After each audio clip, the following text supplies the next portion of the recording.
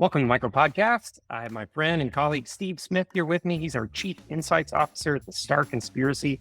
Steve, I've been having lots of conversations with customers and prospects. A lot of the KPIs and metrics that they've used in the past to measure performance on their sales and marketing are tanking, and they're wondering what's going on. Any insights? The headline here is you're not alone. Everybody is struggling right now. We recently completed our ROI survey where we surveyed over 200 work tech founders, executives, sales and marketing leaders.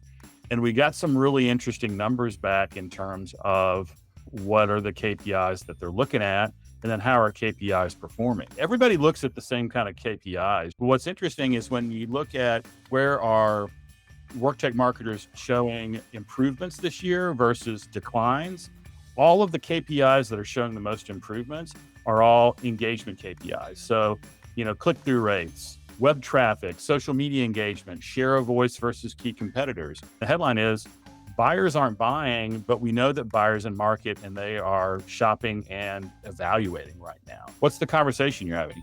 Is it, hey, take the demo, or is it, hey, we know you're not ready to buy now. That's okay. We want to help you as you're kind of going through evaluation mode. Something we've been talking about lately as a sales team is this idea of exchanging value, like not just showing up and asking for a prospect to give you something of value, their time, but actually show up with something that gives them value in advance, no strings attached. And I think that's a great way to create engagement.